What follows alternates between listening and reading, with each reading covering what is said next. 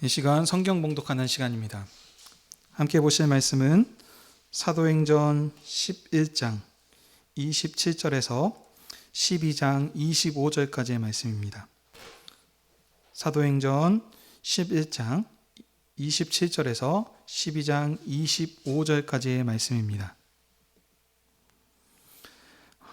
20절부터 25절까지 함께 보도록 하겠습니다. 제가 먼저 읽고 여러분 한 절 읽고 마지막 절 함께 합독하도록 하겠습니다. 헤롯이 두로와 시돈 사람들을 대단히 노여워하니 그들이 지방이 왕국에서 나는 양식을 먹는 까닭에 한 마음으로 그에게 나와 왕의 침소를 맡은 신하 블라스도를 설득하여 화목하기를 청한지라. 헤롯이 나를 택하여 왕복을 입고 단상에 앉아 백성에게 연설하니 백성들이 크게 부르되 이것은 신의 소리요 사람의 소리가 아니라 하거늘 헤롯이 영광 하나님께로 돌리지 아니하므로 주의 사자가 곧 친히 벌레에게 먹혀 죽으니라. 하나님의 말씀은 흥왕하여 돌아더라. 바나바와 사울이 부조하는 일을 마치고 마가라 하는 요한을 데리고 예루살렘에서 돌아오니라. 아멘. 자리에 앉아 주십시오.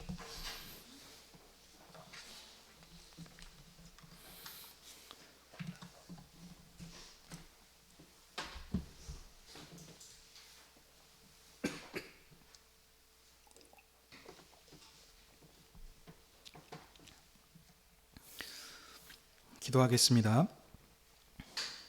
하나님 아버지, 오늘도 주의 백성들을 주님 앞으로 부르셔서 진리의 말씀을 듣게 하시니 감사드립니다. 아버지의 영광과 주님의 교회를 위해 말씀 전한 자에게 진리의 말씀을 풍성히 허락해 주시옵소서. 선포되는 사도행전의 말씀을 통하여 주님께서 교회와 친히 함께 하시는 것을 알고 우리의 믿음을 새롭게 함으로 세상에서 넘어지지 않고 이기는 삶을 살게 하여 주시옵소서. 예수님의 이름으로 기도하옵나이다. 아멘.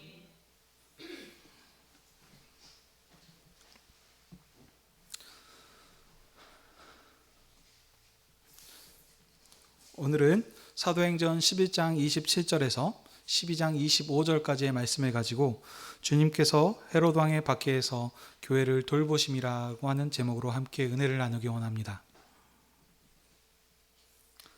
사도행전은 예수께서 승천하신 후에 그의 성령으로 사도들을 통해 복음을 전파하게 하셔서 복음이 땅끝까지 확장하신 내용입니다. 사도들의 증언을 듣고 예수를 믿는 사람들의 무리가 많아졌지만 이에 반하여 복음 전파를 방해하며 핍박하는 자들도 있었습니다. 그러나 하나님께서는 박해를 통하여 오히려 복음이 예루살렘을 넘어서 사마리아와 갈릴리 지역으로 확대되게 하셨습니다. 하나님께서는 고넬료 가정에게도 성령을 주심으로 이방인이나 유대인이나 구별 없이 하나님의 백성으로 삼아 주셨습니다. 이 사실을 이스라엘 교회가 받아들여서 하나님께 영광을 드렸고 이방인을 받으신 하나님께서 유대인과 이방인이 하나가 된 그리스도의 교회를 안디옥 교회에 설립하셨습니다. 여기가 우리가 함께 지금까지 봤던 말씀입니다. 오늘 말씀은 천하의 큰 흉년이 있을 때 안디옥 교회가 예루살렘 교회를 위하여 헌금하였다라고 하는 이야기로 시작합니다. 바나바와 사울이 구제 헌금을 가지고 예루살렘 교회에 왔을 때 헤롯 왕이 교회를 박해하여서 요한의 형제 야고보를 죽이고 베드로 사도를 옥에 가뒀습니다. 그러나 하나님께서는 주의 사자를 보내셔서 베드로를 구해주셨고 오히려 교회를 박해하는 대적자 헤롯을 치셨습니다. 그래서 하나님의 말씀이 흥왕하여졌고 바나바와 사울이 구제를 마치고 요한을 데리고 예루살렘에서 안디옥으로 돌아왔습니다. 이처럼 오늘 본문은 안디옥 교회가 구제금을 보내고 왔다 갔다 하는 그 사건 사이에 예루살렘 교회에 대한 핍박이 있습니다. 오늘 본문은 이와 같이 이방 교회가 유대인 교회와 연합하는 중에 헤롯 왕의 박해가 있고 대적자의 박해에도 불구하고 하나님께서 어떻게 교회를 돌보셨는지를 말씀하고 있습니다. 이런 흐름 가운데서 이제 오늘 본문을 자세히 보도록 하겠습니다. 11장 27절입니다. 처음에 그때에 라고 또 시작을 하는데, 그때는 안디옥 교회가 바나바와 사울의 가르침으로 큰 무리가 되어서 그때부터 그리스도인이라 일컬음을 받게 됐던 때를 말합니다. 바로 이때 예루살렘의 선지자들이 안디옥 교회에 내려왔습니다. 그 중에 아가보라고 하는 선지자가 성령으로 예언하기 시작하는데 천하에 큰 흉년이 들리라 라고 했고, 선지자의 예언과 같이 글라우디오 때에 천하에 큰 흉년이 들었습니다.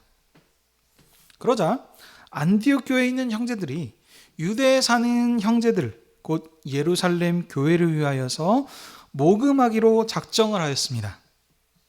안디옥에 있는 제자들이 각각 그 힘대로 모금하여서 바나바와 사울을 통해 그 모았던 구제의 헌금을 보냅니다. 이 본문 내용은 본문에서 보면은 자세히 보시면 온 천하에 흉년이 왔다라고 합니다. 그렇기 때문에 예루살렘 교회만 어려웠던 게 아니고 안디옥 교회도 어려움에 처한 상황이었습니다. 안디옥 교회도 흉년이 있었기 때문에 그들이 여유가 있었던 것이 아니지만 자신도 흉년으로 어려운 상황 가운데 예루살렘 교회를 위해 형제를 사랑하는 마음으로 헌금을 한 것입니다. 더군다나 이 안디옥 교회는 지금 지난 시간에 우리가 봤던 것처럼 이방인 교회입니다. 이방인들이 유대인들 형제를 위해서 헌금한 것을 지금 이 사건이죠. 이것을 유대에 있는 형제들 곧 예루살렘 교회가 이것을 받아들인다면 유대인 교회가 이방인 교회를 형제로 인정한 것을 뜻하는 사실입니다. 주님께서 이 땅에 오셔서 십자가에서 죽으시고 부활하셔서 하늘 보좌에 오르신 이 일들은 이 까닭은 온 인류를 하나 되게 하려 하심입니다. 다른 말로는 유대인과 이방인을 구별 없이 주님의 한 몸으로 연합시키기 위해서입니다. 그러므로 안디옥 교회가 예루살렘 교회를 위해 헌금을 보낸 일은 그냥 단순한 하나의 사건이 아니고 보통 일이 아닌 것입니다. 이 일은 그리스도 안에서 유대인이나 이방인이나 구별 없이 하나로 연합되게 하셨던 그 첫 사건을 가지고 있습니다. 이와 같이 아주 중요한 의미가 있는 일이기 때문에 그냥 단순히 아무나 보내지 않고 바나바와 사울을 직접 보낸 것입니다.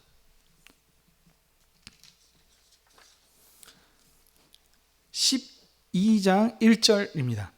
자, 여기서도 보면은 그때라고 또 시작합니다. 계속 지금 이 연결된 사건, 그때 그걸 강조하고 있는데요. 안디옥 교회가 모금한 헌금을 전달하려고 바나바와 사울을 예루살렘으로 보냈을 그때를 말합니다. 이 당시에 예루살렘을 통치하던 사람이 헤롯 왕인데, 이 헤롯 왕이 손을 들어서 몇 사람을 해하려고 하는 중에 먼저 야고보 사도를 칼로 죽였습니다. 이 야고보 사도는 예수님의 12제자 중에 한 사람인데 그냥이 아니고 중요한 3사람 중에 들어가는 사람이었습니다. 예수님께서는 공생의 기간, 살아계셨던 그 기간 동안에 다양한 일들을 하셨는데 그 중에 변화산 사건이 있었습니다. 산에 올라가셔서 자신의 영광스럽게 변하는 모습을 제자들에게 보여주셨는데 다 보여주신 게 아니고 특별한 이 3명의 제자들에게 보여주셨습니다. 이때 함께 했었던 그 예수님의 변화된 영광스러운 모습을 보았던 사람들은 베드로와 야고보와 요한 사도였습니다. 이 3사람을 또 회당장에 죽은 딸을 살리셨을 때도 또 함께 동행했던 사람도 바로 이 3사람이었습니다. 이처럼 이 야고보 사도는 아주 중요한 핵심적인 위치를 하고 있었는데 헤롯 왕은 교회의 핵심 인물이었던 이 야고보 사도를 칼로 죽였습니다. 이 사건으로 유대인들, 그 예수님을 따르는 사람들을 말하는 게 아닙니다. 예수님을 박해했던 그 유대인들이 야고보를 죽였던 일로 기뻐하죠. 기뻐하는 것을 보고 헤롯은 왕이기 때문에 정치적인 사람입니다. 그래서 군중의 인기를, 그들의 어떤 지지 세력을 모으기 위해서 이제 더 나아가서 거기에 만족하지 않고 베드로 사도를 잡아서 옥에 가두었습니다. 그런데 베드로 사도가 잡혔던 날이 이스라엘의 명절인 유월절입니다. 유월절은 안식일이죠. 그래서 일을 다 쉬는 날이기 때문에 그때는 어떤 사형적 집행을 할 수가 없었습니다. 그래서 유월절이 지나면 그 사건을 이제 사형을 집행하려고 기다리고 있었던 상황이었습니다. 이제 유월절이 지나면 베드로도 야고보 사도와 같이 처형될 위기에 처해 있었습니다. 지금 예루살렘 교회가 얼마나 지금 어려운 가운데 있었겠습니까? 그래서 이 상황 가운데 교회가 베드로 사도를 위해 하나님께 간절히 기도합니다. 하나님께서는 이 교회의 간절한 기도를 들으셔서 베드로 사도를 옥에서 구원하시는 사건이 나옵니다. 베드로 사도께서는 쇠사슬에 매어서 두 군인 틈에 자고 있었고 파석꾼은 옥문을 튼튼히 지키고 있었습니다. 지금 옆에 바로 있었고 또 옥문 앞에 있었고 지금 2중 3중으로 지금 이 베드로 사도를 지금 철저히 지키고 있다는 것을 말하고 있습니다. 근데 그때 또 하나님께서 주위의 사자를 보내셔서 베드로를 구원하셨습니다. 천사가 베드로 사도의 손에 쇠사슬을 벗기고 인도하셨습니다. 그래서 베드로 사도께서는 환상 중에 자고 있었습니다. 환상 중에 천사가 인도하는 대로 따라갔습니다. 그래서 이것이 지금 꿈인지 생신지 모르고 이렇게 가고 있었죠. 천사가 첫째와 둘째 파수꾼을 지나 시내로 통하는 감옥문을 열고 베드로 사도를 옥에서 구원하시고 그 일을 마치신 후에 떠나가셨습니다. 그래서 베드로 사도가 이제 정신을 차리고 보니까 주님께서 천사를 보내셔서 자기를 구원하셨던 사실을 알았습니다. 베드로가 이제 구원을 받아서 마가 요한의 어머니라고 하는 마리아의 집으로 갔습니다. 주께서 자기를 이끌어 옥에서 구원하셨던 사건을 이제 그들에게 다 말했겠죠. 그리고 이제 다른 곳으로 갔다고 했는데 피해서 가신 것입니다. 이 사건을 통해서 교회가 함께 기도했습니다. 베드로 사도를 지금 야고보 사도를 잃은 걸 통해 가지고 교회에 참 큰 슬픔이 있었고 지금 고난 중에 있었었는데 베드로 사도를 옥에서 하나님께서 구원해 주신 이 소식을 들었을 때 교회에 얼마나 큰 기쁨이 있었고 큰 위로와 은혜가 되었을까요? 하나님께서 이와 같이 교회와 함께 하시고 교회를 인도해 가셨습니다. 이 사실이 하나님께서 베드로 사도를 옥에서 구원하셨던 이 사건이 헤롯 왕에게도 들렸습니다. 그래서 파수꾼들에게 베드로를 찾으라고 했지만 찾지 못하자 파수꾼들을 죽였습니다. 그리고 헤롯이 이제 유대를 떠나 가이사라로 내려갔다라고 합니다. 이 가이사라는 헤롯 왕이 있었던 그 헤롯 왕의 집무실이 있었던 곳입니다. 근데 지금 여기에 있을 때 이 두로와 시돈 사람들이 나오는데요. 이 사람들은 지금 이스라엘에서 나는 곡물로 먹고 살아야 되게 하기 때문에 이 사절단을 보내서 헤롯 왕과의 어떤 친절을 관계를 회복하기 위해서 이렇게 보냈습니다. 그런데 지금 보면 헤롯 왕이 그들을 미워하기 때문에 왕의 내시를 설득해서 이제 대면할 수 있도록 화목을 할 수 있도록 지금 이 일들을 진행하고 있습니다. 자, 그래서 헤롯 왕이 이제 왕복을 입고 단상에 서서 앉아 연설을 합니다. 그래서 두로 사람들이 왕의 마음을 사려고 큰 소리로 이것은 사람의 소리가 아니고 신의 소리이다 하면서 헤롯 왕을 칭송합니다. 헤롯이 그 모든 영광을 하나님께 돌리지 않고 다 자신이 차지하였습니다. 그래서 주의 사자가 헤롯 왕을 쳐서 벌레 먹어서 죽었다라고 합니다.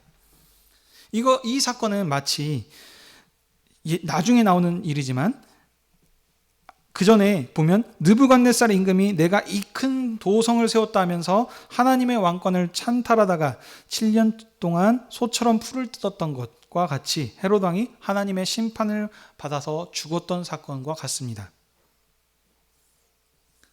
하나님께서 사도를 죽이고 교회를 박해했던 대적자 헤롯 왕을 치시니 교회는 평안하였고 하나님의 말씀은 흥왕하여서 많은 사람이 주께로 돌아왔다라고 합니다.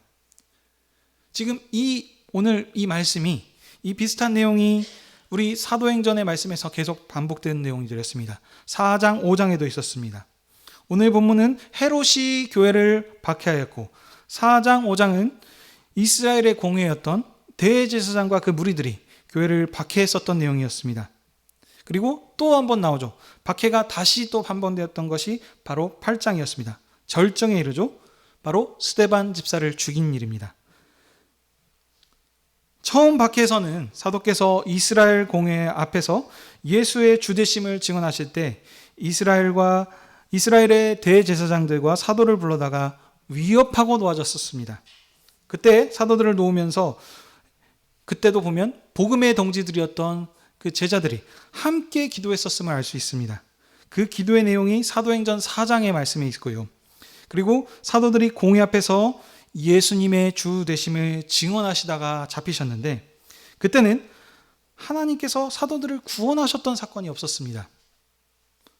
하나님께서 사도들을 옥에서 구원하지 않으신 이유는 사도들을 통해 이스라엘 공회에 복음을 증언하려고 하는 분명한 이유가 있었기 때문입니다.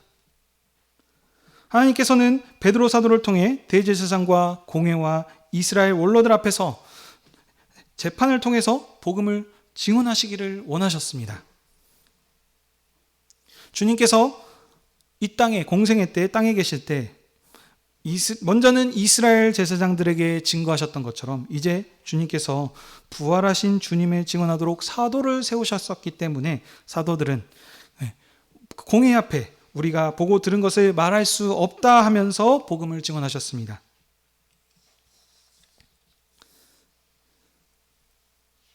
그리고 그 사건으로 인해서 주님의 이름으로 그들이 많은 고난을 당했는데 그것은 그들에게 오히려 기쁨이 되는 일이었다라고 하면서 그들은 그것으로 낙심하지 않고 계속해서 복음 전하기를 그치지 않으셨습니다.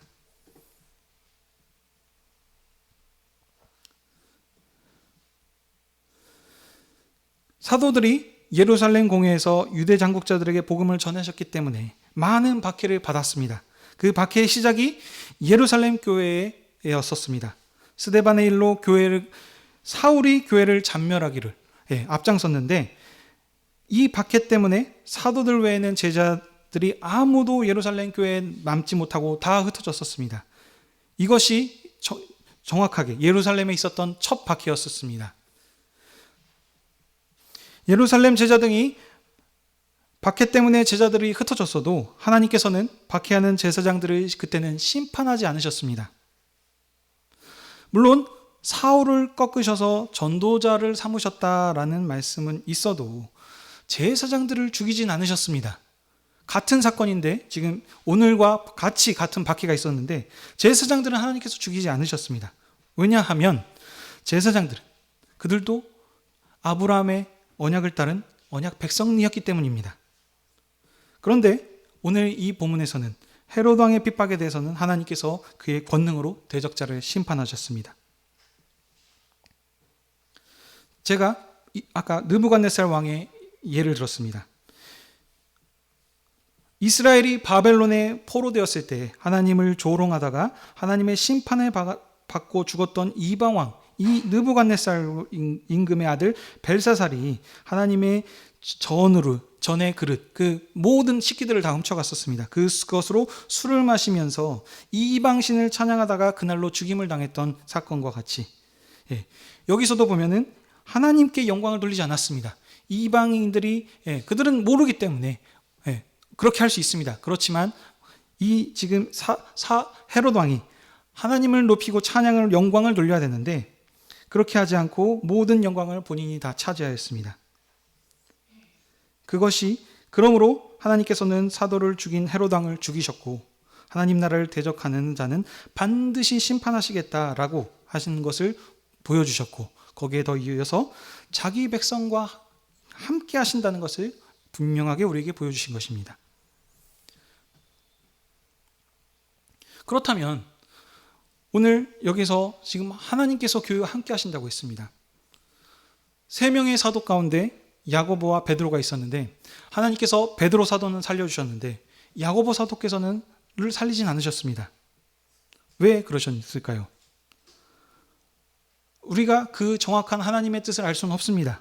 그러나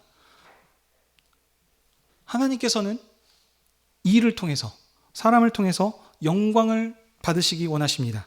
하나님께서 어떤 일들을, 지금 이 야고보 사도를 통해서 하나님께서 영광을 받으시는 것입니다. 구원 역사에서 먼저 죽음을 통해서 믿음을 증거한 사람도 있었고, 또 베드로처럼 여기저기 다니면서 하나님 교회에 초석을 놓은 사람도 있었고, 또 요한처럼 끝까지 살아남아서 하나님의 교회를 지키고 주님의 종말의 큰 승리, 바로 요한계시록을 예언한 사람도 있었습니다. 하나님께서는 자기 나라의 그 구원 역사를 위해서 다양한 사람들을 부르셔서 그 계획대로, 뜻대로 하나님께서 사람을 사용하셨습니다. 그런데 지금 공통된 것은 지금 하나님께서 그 사건을 통해서 영광을 받으시는 것입니다. 같은 핍박에서도 불구하고 그때는 사도들을 살리지 않으셨던 것은 그들을 통해서 이 공회 앞에 하나님의 이름을 증언하기 위해서, 예수 그리스도를 증언하기 위해서, 그래서 그 증언으로 영광을 받으셨고, 여기서도 야고보 사도를 통해서 또 하나님께서 영광을 받으신 것입니다.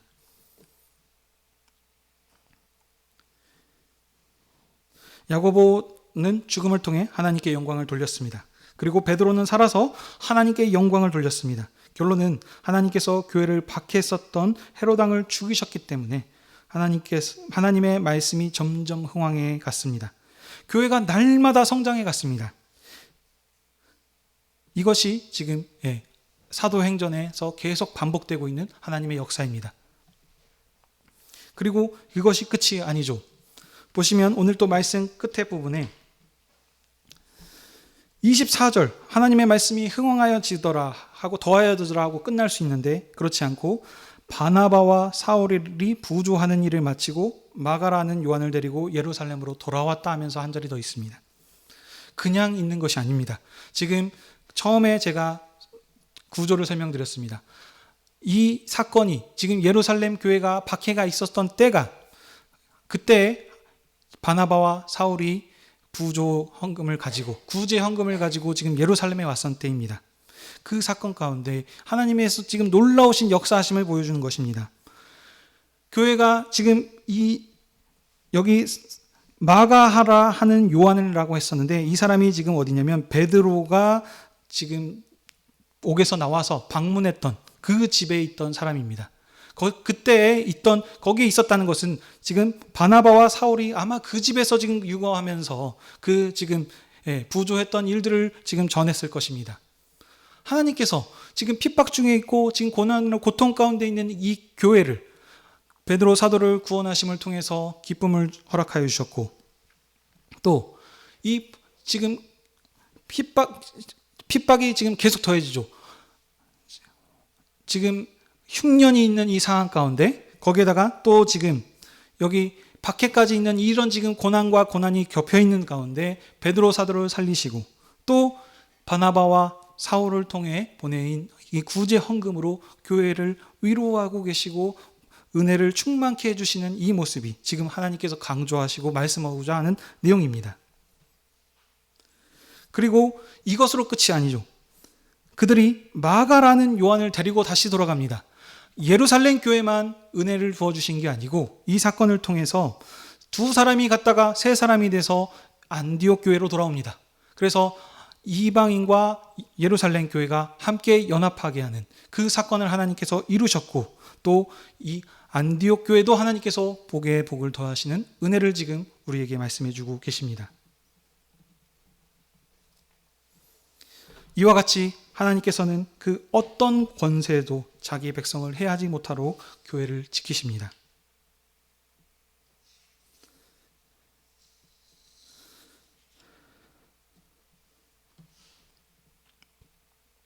주님께서 천사를 통해 그의 종인 사도들과 교회를 보호하여 주셨습니다.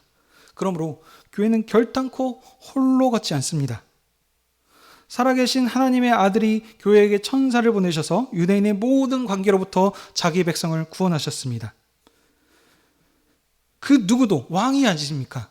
왕임에도 불구하고 그 종을 손대지 못하도록 지키셔서, 그리고 오히려 복음이 더 전파되도록 이렇게 지금 교회를 높여주셨습니다. 이것이 하나님께서 우리 교회에게 약속해 주신 언약의 말씀입니다. 천하 만민을 불러 모으시는 하나님께서 이 우주 만물의 경영을 진행하시는데 이 경영을 막을 어떤 세력도 없습니다. 이 경영을 하나님께서 오늘 이 교회에게 맡겨주셨고, 교회를 참여하게 하셔서 천하 만민을 부르시는 일을 우리를 일꾼으로 사용해 주셨습니다. 그러므로 우리 이 교회가 지금 맡겼던 일이 얼마나 막중하고 참 영광스러운 일입니까? 이것이 주님의 교회가 서 있는 역사적인 위치입니다. 하나님께서 그의 권능으로 모든 대적자들을 무릎 꿇게 하시는 그 권능의 역사를 교회가 봉사합니다. 주님께서는 지금도 살아계셔서 교회의 증거와 함께 하셔서 천하 만민을 부르실 것입니다. 사도들을 통해 유대인과 이방인이 함께하는 하나님 나라를 경영하시는 그리스도를 교회를 설립하셨던 것처럼, 그래서 이제 하나님의 말씀은 사도행전의 말씀이 계속해서 점점 더 진행될 것입니다. 하나님의 말씀은 흥왕하여져서 천하 만민이 돌아오게 될 것입니다. 그러므로 교회는 그 어떤 박해도 두려워하지 않습니다. 살아계신 주님께서 그가 원하시는 따라서 그의 종들을 인도하실 것입니다. 역사를 통해서 주님께서 친히 우리에게 보여주셨습니다. 하나님께서 능력이 없어서 야고보를 살리지 않으신 것이 아닙니다. 2중 3중으로 겹쳐져 있는 베드로 사도를 구원해 주셨던 그와 같이 능력이 있으신 분이십니다. 하나님께서 능력이 없으셔서 아들이신 예수 그리스도를 십자가에 못 박혀 죽으신 것이 아닙니다. 그것이 세상에 봤을 때는 실패인 것 같고, 그것이 세상들이 봤을 때는 하나님의 구원 역사가 전부 다 취소된 것과 같이 그렇게 느껴졌죠. 하나님께서는 그 박해에도 불구하고 그 박해를 통해서 오히려 구원이 천하 만국으로 전파되게 그렇게 교회의 우주 경영을 사용하고 이루고 계십니다. 하나님께서 예수 그리스도를 통해서 살리신 그와 같이 우리도 함께 하시면서 교회를 지키시고 인도하실 것입니다. 하나님 나라의 마지막 우주 경영의 역사에 참여하시는 성도 여러분, 하나님께서 예수를 죽은 자 가운데서 살리셔서 모든 권세의 주로 삼으셨습니다. 이 주님께서 친히 교회의 증언에 함께 참여하도록 하셨습니다. 그러므로 교회가 증언하는 이 복음으로 함께 하실 것입니다. 어떤 대적도 교회를 해하지 못하도록 지켜주실 것입니다. 마지막 경영에 참여하는 이 교회를 영원토록 보호하실 것입니다. 오늘도 주님의 교회가 언약의 상에 앉았습니다. 주님의 상에 앉을 때마다 아버지의 일을 위해 죽기까지 충성하신 주님을 기억하십시다. 주님께서는 죽음에 이르시도록 내 뜻대로 하지 마시고 아버지의 뜻대로 하시옵소서 하며 오직 하나님만 순종하셨습니다. 그렇게 순종하셨을 때 아버지께서는 그 아들을 통해서 영광을 받으셨고 만민을 구원하시는 새로운 나라를 세우셨습니다. 새로운 나라를 시작하셨습니다. 그러므로 우리가 아버지 예수 그리스도께서 보여주셨던 그 길을 따라 우리도 주님의 살과 피를 먹음으로 주님을 위해 살아가는 저희들이 되어야 합니다. 주님께서 승리하셨으니 반드시 교회도 승리할 것입니다. 이 믿음으로 우리가 삶을 살아야 합니다. 세상에 지금도 보면 여러 가지 어려움이 있습니다. 여러 가지 전쟁이 지금 일어나려고 그러고 하고 있고 많은 자기 힘을 과시하면서 살아가고 있지만 이 모든 것들도 다 지금 주님의 권세, 주님께서 이 일들을 주관하고 계신다는 사실을 기억하십시오. 그들이 아무리 무언가 할지언정 그것으로 인하여서 교회가 어려움이 있을 수 있습니다. 핍박이 있을 수 있습니다. 그러나 우리가 그것을 통해서 낭망한 것이 아니고 하나님께서 교회를 통해서 하나님의 백성으로서의 빛을 발하게 하시고 그 교회를 통하여 영광을 받으시게 하신다는 사건을 지금 하고 계신다는 것을 기억하십시오. 우리가 주님의 뜻을 알 수는 없지만 이 말씀으로 우리에게 분명하게 말씀하고 계십니다. 그러므로 오늘 우리가 이 믿음의 전투에 부르심을 입었으니 모두 다 이 믿음을 굳게 해서 때를 얻든지 못 얻든지 간에 예수님이 천하 만민의 구주이시고 왕이시다는 사실을 담대히 증거하십시다. 우리의 증언에 부활하신 주님께서 함께 하셔서 모든 천하 만민을 교회로 불러 모으실 것입니다. 주님 다시 오시기까지 예수님의 주되심에 신실히 증거하시는 믿음의 증인들이 다 되십시다. 아멘. 기도하겠습니다.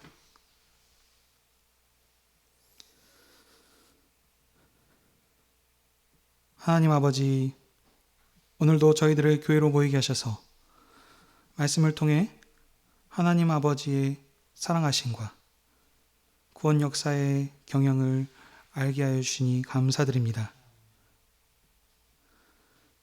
주님께서 교회와 영원히 함께 하시고 지키신다고 약속하여 주셨사오니 우리가 세상에 여러 가지 어려움과 고난이 있을 때마다 그 말씀을 굳게 믿고 붙잡아서 세상에서 넘어지지 않도록 저희들을 믿음을 굳게 하여 주시옵소서. 그래서 우리가 어떠한 상황에 처하든지 오직 주님이 보여주셨던 그 길의 볼을 따라서 오직 충성되게 저희에 맡겨졌던 사명들을 감당해가는 여수 하늘의 교회 되게 하여 주시옵소서. 감사하며 이 모든 말씀 예수님의 이름으로 기도하옵나이다. 아멘.